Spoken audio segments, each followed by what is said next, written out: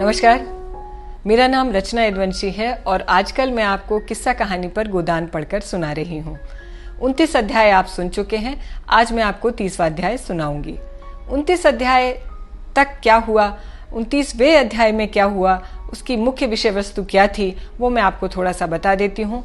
आपको याद होगा कि झुनिया और गोबर का प्रेम प्रसंग अपने चरम पर पहुंचकर उनके रिश्तों को इस परिणति तक ले आया कि झुनिया गर्भवती हो गई। लेकिन गोबर समाज की अवहेलना, चूंकि वो अनब्याहता लड़की है और गर्भवती हो गई, तो समाज की अवहेलना, उसके अपमान से बचने के लिए गोबर उसे छोड़ के भाग गया।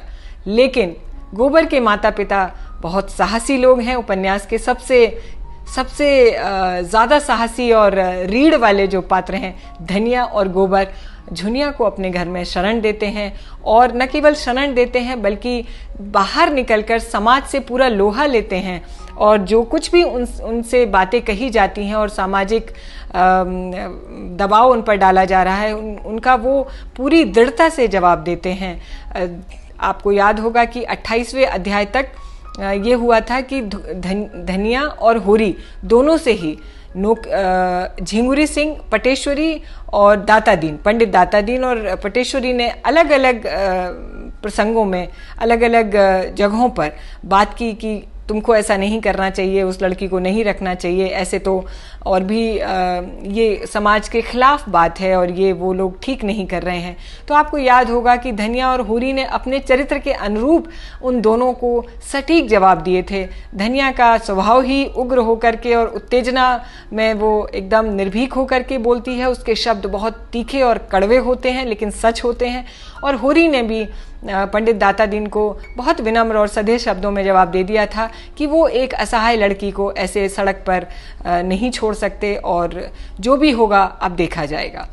तो ये दोनों दंपत्ति जो हैं, धनिया और होरी, समाज से जो इतना निर्भीक होकर लड़े हैं पिछले अध्यायों में, तो 29वें अध्याय में लाकर के प्रेमचंद जी ने फिर ये प्रसंग गढ़ा है कि ये बात तो उस बिलारी गांव के मौजूद लोगों को बिल्कुल पसंद नहीं आती है। उनको अपमान लगता है कि इतनी हिम्मत हो गई धनिया और गोबर की कि वो जो है उन सब की बात को और उनके इतने ऊंचे रसूख को अंगूठा दिखा करके और वो काम कर रहे हैं जो वो करना चाहते हैं।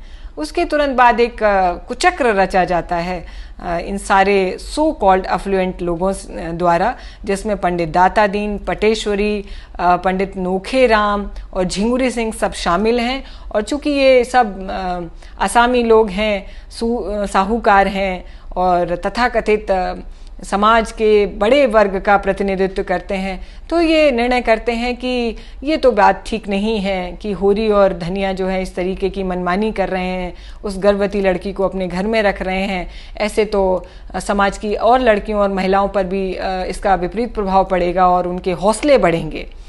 और इसी बीच में प्रेमचंद जी ने ये भी सबके अपने अपने जो ये सारे जितने प्रतिष्ठित लोग हैं तथाकथित, इनका भी पूरा सिजरा प्रस्तुत किया है दर्शकों, श्रोताओं के सामने, पाठकों के लिए लिखा है कि पंडित दातादीन की अपनी 3 पत्नियां हैं और उनका जो है एक रखेल रखी हुई हैं।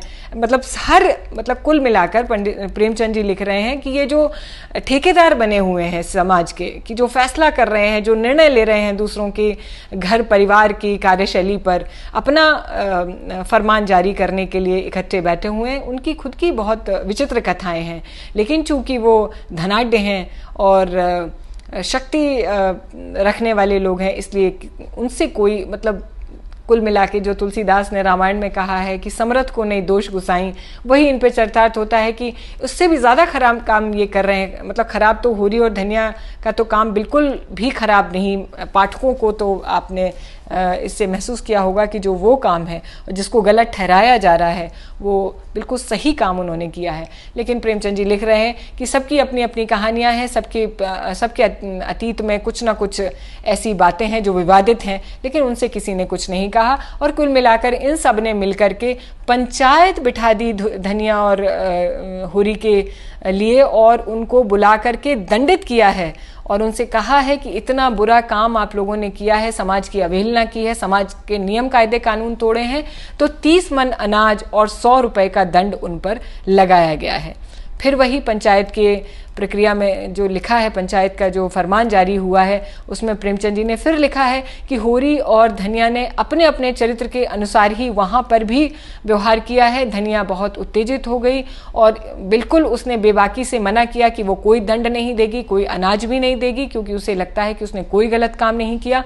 और उसका कहना है कि अगर उसका हुक्का पानी बंद किया गया है, यानी उससे रिश्ता नाता तोड़ा है समाज के लोगों ने, तो इसकी उसे कोई परवाह नहीं है। लेकिन इसके विपरीत होरी जो है वो अपने स्वभाव जैसा उसका है दिखाया है पूरे उसमें कि वो दिल का बहुत अच्छा और सच्चा इंसान है, लेकिन भीरू है, समाज के दबावों को वो झेल नहीं पाता। और वो वहीं पर पंचायत के सामने धनिया को बार बार डांट रहा है कि नहीं नहीं, पंच परमेश्वर होते हैं, उन्होंने जो कहा है वो ठीक ही कहा है और हमको ये दंड देना होगा। हमारे लड़के ने ये गलत अपराध किया है कि वो छोड़कर भाग गया और हम लोग अनब्याता लड़की को जो है वो अपने घर में पनाह दे रहे हैं। तो जो पंच परमेश्वरों ने जो फरमान जारी किया है, दंड लगाया है अनाज का और रुपए का, वो हमें करना ही होगा। और वो लोग करते भी हैं। रात भर होरी जो है वो आपने ध्यान से सुना होगा तो अपने घर से अनाज ले जाता रहा और इस हद तक वो पहुंच गया कि उसके घर के अपने बच्चों के लिए खाने पीने के लिए अनाज नहीं बचा। तब फिर धनिया ने उसका हाथ पकड़ा, उसको डांटा और उसको समझाया कि तुम ये क्या कर रहे हो, हमारे बच्चों के लिए भी अगर घर में अनाज नहीं रहेगा तो हम आगे का जीवन कैसे चलाएंगे। ये फिर से हृदय को विचलित कर देने वाली घटना पाठकों के लिए प्रेमचंद जी ने लिखी है कि जो परिवार पहले से ही विचलित है अपने भाई को खोने के बाद, अपने बेटे को खोने के बाद, और इतने कड़े धनाभाव की स्थिति में जब कुछ भी खाने को घर में नहीं है, उसमें पंचायत का ये फैसला आ जाना ये विचलित करता है पाठकों को पढ़ने के बाद।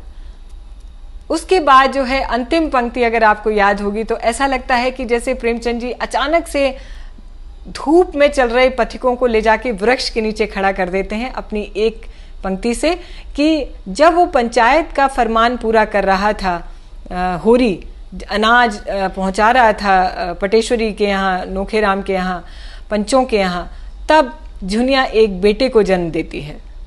और उसके बाद प्रेमचंद जी ने लिखा है कि वो सारी प्रक्रिया पूरी हो जाने के बाद टोकरी से सारा जो अनाज पहुंचा दिया गया है वो किनारे रख के धनिया और सोहर गा रही है, और तेज से स्वर में सोहर गा रही है। जो बच्चे के जन्म के उपरांत जो लोकल गीत गाए जाते हैं वो गा रही है अपनी दोनों बेटियों के साथ, और उसे इस बात की जैसे वो समाज को बताना चाहती है कि कोई उसे परवाह नहीं है, उसके घर में अगर कोई शुभ सूचना है तो इसका वो जश्न मनाएगी, भले ही अकेले मनाए। और अंतिम पंक्ति में प्रेमचंद जी ने फिर से कोमल डायमेंशन चेंज किया है। इतनी पंचों का कड़ा फरमान और इतनी बेचैन कर देने वाली सारे घटनाक्रम, लेकिन बेटा होने के बाद होरी पूछता है धनिया से कि बेटा किसको पड़ा है, यानी किसके जैसा लगता है। तो धनिया कहती है बिल्कुल गोबर जैसा है और बहुत स्वस्थ है। आइए हम सुनते हैं अब 30वां अध्याय। रात को गोबर झुनिया के साथ चला तो ऐसे कांप रहा था जैसे उसकी नाक कटी हुई हो। झुनिया को देखते ही सारे गांव में कोहराम मच जाएगा, लोग चारों ओर से कैसी कैसी हाय मचाएंगे, धनिया कितनी गाली देगी, ये सोच सोचकर उसके पांव पीछे रह गए थे। होरी का तो उसे भय नहीं था, वह केवल एक बार झाड़ेंगे फिर शांत हो जाएंगे। डर था धनिया का, जहर खाने लगेगी, घर में आग लगाने लगेगी। नहीं, इस वक्त वह झुनिया के साथ घर नहीं जा सकता। यानी आप देखिए कि प्रेमचंद जी हमें फ्लैशबैक में ले जा रहे हैं कि झुनिया को होरी गोबर ने कैसे और क्यों छोड़ा बीच रास्ते में। लेकिन कहीं धनिया ने झुनिया को घर में घुसने नहीं दिया और झाड़ू लेकर मारने दौड़ी तो वो बेचारी कहाँ जाएगी। अपने घर तो लौट नहीं सकती, कहीं कुएं में कूद ना पड़े या गले में फांसी ना लगा ले तो क्या होगा। उसने लंबी सांस ली, किसकी शरण ले वो उसे समझ नहीं आ रहा था। मगर अम्मा इतनी निर्दयी नहीं है कि मारने दौड़े, क्रोध में 2-4 गालियां देंगी, लेकिन जब झुनिया उनके पांव पकड़ के रोने लगेगी तो उन्हें जरूर दया आ जाएगी। तब तक खुद कहीं छिपा रहेगा, जब उपद्रव शांत हो जाएगा तब वह एक दिन से आएगा और अम्मा को मना लेगा। मगर इस बीच उसे कहीं मजूरी मिल जाए, 2-4 रुपए लेके घर लौटे तो फिर धनिया का मुंह बंद हो जाएगा। झुनिया बोली, मेरी छाती धक धक कर रही है, मैं क्या जानती थी तुम मेरे गले ये रोग मर दोगे। न जाने किस बुरी साइट में मैंने तुमको देखा था। न तुम गाय लेने आते, न यह सब कुछ होता। तुम आगे आगे जाकर जो कुछ कहना सुनना हो कह लेना, मैं पीछे से आ जाऊंगी। गोबर ने कहा, नहीं नहीं, पहले तुम जाना और कहना मैं बाजार से सौदा बेचकर घर जा रही थी, रात हो गई, अब कैसे जाऊं, तब तक मैं आ जाऊंगा। झुनिया ने चिंतित मन से कहा, तुम्हारी अम्मा बड़ी गुस्सैल है, मेरा तो जी कांपता है, कहीं मुझे मारने न लगे। गोबर ने धीरज दिलाया, अम्मा की आदत ऐसी नहीं है, हम लोगों को तो वो कभी एक तमाचा तक उन्होंने नहीं मारा, तुम्हें क्या मारेंगी। उनको जो कुछ कहना होगा मुझसे कहेंगी, तुमसे तो वो कुछ भी नहीं बोलेंगी। गांव समीप आ गया। गोबर ने ठिठक कर कहा, अब तुम जाओ। झुनिया ने अनुरोध किया, तुम भी चलो ना। नहीं नहीं, मैं क्षण भर में आता हूँ, पहले तुम जाओ। मेरा जी नहीं हो रहा जाने का, तुम्हारे ऊपर बहुत क्रोध आ रहा है। तुम इतना डरती क्यों हो, मैं आ तो रहा ही हूँ। इससे तो कहीं अच्छा था कि मैं कहीं दूसरी जगह हम भाग चलते। जब अपना ही घर है तो हम कहीं दूसरी जगह क्यों जाएं। तुम नाहक डर रही हो, जल्दी से आओगे ना। हाँ, मैं अभी आता हूँ। मुझसे दगा तो नहीं कर रहे हो ना, मुझे घर भेजकर आप चलते तो नहीं बनोगे। इतना नीच नहीं हूँ झूना मैं, जब तेरी बाह पकड़ी है तो मरते दम तक निभाऊंगा। झुनिया घर की ओर चली। गोबर एक क्षण दुविधा में रहा, फिर एकाएक सिर पर मंडराने वाली धिक्कार की कल्पना भयंकर रूप धारण करके उसके सामने खड़ी हो गई। कहीं सचमुच अम्मा मारने दौड़ी तो क्या होगा। उसके पांव जैसे धरती से चिमट गए। उसकी और उसके घर के बीच केवल आमों का छोटा सा एक बाग था। झुनिया की काली परछाई धीरे धीरे जाती हुई दिख रही थी। उसकी ज्ञानेंद्रियां बहुत तेज हो गईं। उसके कानों में ऐसी भनक पड़ी जैसी अम्मा झुनिया को गाली दे रही थी। उसके मन की कुछ ऐसी दशा हो रही थी मानो सिर पर गड़ासे का हाथ पड़ने वाला हो, देह का सारा रक्त जैसे सूख गया हो। एक क्षण के बाद उसने देखा जैसे धनिया घर से निकलकर कहीं जा रही हो, दादा के पास जाती होगी। शायद दादा खा पीकर मटर अगोरने चले गए होंगे। वह मटर के खेत की ओर चला। जौ गेहूं के खेतों को रौंदता हुआ वह इस तरह भागा जा रहा था मानो पीछे कोई दौड़ रहा हो। यह है दादा की मड़ैया। वह रुक गया और दबे पांव आकर मड़ैया के पीछे बैठ गया। उसका अनुमान ठीक निकला। वह पहुंचा ही था कि धनिया की बोली सुनाई दी। गजब हो गया, अम्मा इतनी कठोर हैं, एक अनाथ लड़की पर इन्हें तनक भी दया नहीं आती। और जो मैंने सामने जाकर फटकार दूं, तुझको दुनिया से बोलने की कोई मजाल नहीं है, तो सारी सेखी इनकी निकल जाएगी। अच्छा, दादा भी बिगड़ रहे हैं। केले के लिए आज ठिकरा भी तेज हो गया। मैं जरा अदब करता हूँ, ये उसी का फल है। यह तो दादा भी वहीं जा रहे हैं। अगर झुनिया को इन्होंने मारा पीटा तो मुझसे सहा न जाएगा। हे भगवान, अब तुम्हारा ही भरोसा है। मैं न जानता था कि इस विपत में जान फंस जाएगी। झुनिया मुझे अपने मन में कितना धूर्त, कायर और नीच समझ रही होगी, मगर उसे मार कैसे सकते हैं, घर से निकाल भी कैसे सकते हैं। क्या घर में ऐसा हिस्सा नहीं है? क्या घर में मेरा हिस्सा नहीं है? अगर झुनिया पर किसी ने हाथ उठाया तो आज महाभारत हो जाएगा। माँ बाप जब तक लड़कों की रक्षा करें तब तक माँ बाप हैं, जब उनमें ममता ही नहीं है तो कैसे माँ बाप। होरी जो ही मड़ैया से निकला, गोबर भी दबे पांव धीरे धीरे चला, लेकिन द्वार पर प्रकाश देखकर उसके पांव बंध गए। उस प्रकाश रेखा के अंदर वह पांव नहीं रख सकता। वह अंधेरे में ही दीवार से चिमट के खड़ा हो गया। उसकी हिम्मत ने जवाब दे दिया, हाय बेचारी झुनिया, निरपराध यह लोग झल्ला रहे हैं और वो कुछ नहीं कर सकता। उसने खेल खेल में जो एक चिंगारी फेंक दी थी वह सारे खलिहान को भस्म कर देगी, ये उसने नहीं सोचा था। और अब उसमें इतना साहस न था कि सामने आकर कहे कि हाँ, मैंने ये चिंगारी फेंकी है और फेंकी है। जिन टकोनों से उसने अपने मन को संभाला था, जिन टिकोनों से उसने अपने मन को संभाला था, वे सब इस भूकंप के नीचे आ रहे थे और वह झोपड़ी में नीचे गिर पड़ा। वह पीछे लौटा। अब वह झुनिया को कभी मुंह नहीं दिखा सकता। वह 100 कदम चला होगा, इस तरह जैसे कोई सिपाही मैदान से भागे। उसने झुनिया से प्रीति और विवाह की जो बातें की थी वो सब उसे याद आने लगी। वह अभिसार की मीठी स्मृतियां याद आई जब उसने अपनी उन्मत्त उसासों में, अपनी नशीली चितवनों में मानो अपने प्राण निकालकर उसके चरणों में रख दिए थे। झुनिया किसी वियोगी पक्षी की भांति अपने छोटे से घोंसले में एकांत जीवन काट रही थी। वहां नर का मत आग्रह न था, न वह उद्दीप उल्लास था, न शावकों की मीठी आवाजें, मगर बहेलिए का जाल और छल भी तो वहां नहीं था। गोबर ने उसके एकांत घोंसले में जाकर उसे कुछ आनंद पहुंचाया या नहीं, कौन जाने, पर उसे विपत्ति में तो डालाया। वह संभल गया। भागता हुआ सिपाही मानो अपने एक साथी का बढ़ावा सुनकर पीछे लौट पड़ा हो। उसने द्वार पर आकर देखा किवाड़ बंद हो गए थे। किवाड़ों की दराजों से प्रकाश की रेखाएं बाहर निकल रही थीं। उसने एक दराज से भीतर झांका। धनिया उसे समझा रही थी कि बेटी तू चलकर घर में बैठ, मैं तेरे काका और भाइयों को देख लूंगी। जब तक हम जीते हैं किसी बात की चिंता नहीं है, हमारे रहते कोई तुझे तिरछी आंखों से देख भी नहीं पाएगा। गोबर गदगद हो गया। आज वह किसी लायक होता तो दादा और अम्मा को सोने से मर देता और कहता, अब तुम कुछ परवाह न करो, आराम से बैठो, खाओ, जितना दान पुण्य करना चाहो करो। झुनिया के प्रति उससे कोई शंका नहीं है। वह उसे आश्रय देना चाहता था, वो उसे मिल गया था। झुनिया उसे दगाबाज समझती है तो समझे, अब वह तभी घर आएगा जब वो पैसे के बल से सारे गांव का मुंह बंद कर सके और दादा और अम्मा उसे कुल का कलंक न समझकर कुल का तिलक समझें। मन पर जितना ही गहरा आघात होता है, उसकी प्रतिक्रिया भी उतनी ही गहरी होती है।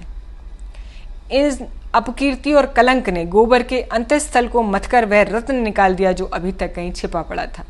आज पहली बार उसे अपने दायित्व का ज्ञान हुआ और उसके साथ ही संकल्प भी। अब तक वह काम कम करता था और ज़्यादा से ज़्यादा खाना अपना हक समझता था। उसके मन में कभी ये विचार ही नहीं उठा कि घर वालों के साथ भी उसका कोई कर्तव्य है। आज माता पिता की उदात्त क्षमता ने जैसे उसके हृदय में प्रकाश डाल दिया। जब धनिया और झुनिया भीतर चली गईं तो वह होरी को उसी मड़ैया में जा बैठा और भविष्य के मंसूबे बांधने लगा। शहर के बेलदारों को 5-6 आने रोज मिलते हैं, उसने ये सुन रखा था। बाहर उसे 6 आने रोज मिले और 1 आने में गुजर कर ले तो 5 आने रोज बचा लेगा। महीने में 10 रुपए होते हैं और साल भर में 125 की थैली लेकर जब वो घर आएगा तो किसकी मजाल होगी जो उसके सामने मुंह खोल सके। यही दाता दीन और यही पटेश्वरी आकर उसकी हाँ में हाँ मिलाएंगे और झुनिया तो हमारे गर्व के फूल ही जाएगी। 2-4 साल वह इसी तरह कमाता रहे तो घर का सारा दलिद्दर मिट जाएगा। अभी तो सारे घर की कमाई भी 100 नहीं होती, वह अकेला ही 125 कमा लेगा।